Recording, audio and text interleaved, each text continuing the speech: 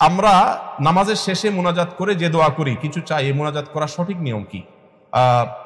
মুনাজাত দোয়া হাত তুলে হতে পারে, হাত তোলা ছাড়া হতে পারে, অজু সহ হতে পারে, অজু ছাড়া হতে পারে। হালাল উপার্জন, হালাল ভক্ষণ করাটা হলো দোয়ার জন্য সবচেয়ে গুরুত্বপূর্ণ। হারাম কিছু যদি না চায়, বান্দা আল্লাহর দোয়া কবুল করেন। দোয়া কবুলের 3টা অপশন আছে। অপশন নম্বর 1, যা চাইলো তা পাইলো। অপশন নম্বর 2, যা চাইলো তার উল্টা অন্য কিছু পাইলো। চাইছে সে আল্লাহর কাছে, আল্লাহ আমার চোখটা চুলকাচ্ছে, ভালো করে দেন। ওয়ারেস তার শরীরে আরো বড় কোনো অর্গানে আরো কোনো সমস্যা দেখা দিচ্ছে, সে জানে না, আল্লাহ তাআলা এটা না করে তার ওইটা দিয়ে দিয়েছে। আর 3 নম্বর হলো কিয়ামতের ময়দানে বিনিময় দেওয়া। অনেক দোয়া আছে যেগুলো বিনিময় আল্লাহ দুনিয়াতে না দিয়ে আখিরাতে দিবেন, হাদিসে আছে। এই জন্য ইমানদারের দোয়া কখনো বিফলে যায় না। মসজিদে না গিয়ে কর্মস্থল বা বাসায় কয়েকজন একসাথে জামাতে নামাজ আদায় করতে প্রায় দেখা যায়, এক্ষেত্রে বিধান কি?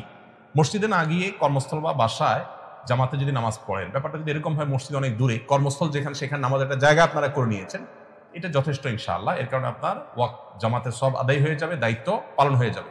তবে যদি মসজিদে যাওয়ার সুযোগ থাকে, মসজিদে যাওয়া।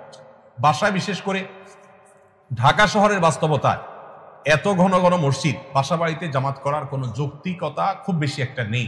হ্যাঁ, কোনো এমন এলাকায় যদি কেউ থাকেন যে মসজিদ অনেক দূরে, যাতায়াত করা কঠিন, তাহলে অবশ্যই সেই বাসার বাসিন্দারা জামাতের ব্যবস্থা করতে পারেন। ঢাকা আমি এও জানি মসজিদ থেকে 50 মিটার দূরত্ব, সেখানে বিল্ডিং এর মধ্যে জামাতে নামাজ হচ্ছে, 5 ওয়াক্ত নামাজ হচ্ছে। এটা অবশ্যই ইসলামের যে জামাতের যে কনসেপ্ট, সেটার সাথে সাংঘর্ষিক।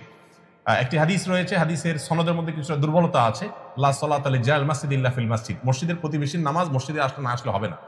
ইসলাম চায় যে আমাদের সম্পর্কগুলো অটুট থাকুক। 5 ওয়াক্ত নামাজে 5 বার আমরা একটা মহল্লা মানুষ একত্র হই, জুমার নামাজে কয়েকটা মহল্লা মানুষ একত্র হই, ঈদের নামাজে আরো বড় পরিসরে কয়েকটা মহল্লা মানুষ একত্র হই, আর হজে আরো বড় পরিসরে আমরা একত্র হই। এটা ইসলামিক সমাজ ব্যবস্থার সৌন্দর্য। যদিও দুর্ভাগ্য আজ আমাদের যে প্রত্যেকটা মসজিদ মানেই হলো জামে মসজিদ, আর সব মসজিদ মানেই হলো ঈদগাহ। এটা ইসলামের যে মূল কনসেপ্ট, সেটার সাথে আসলে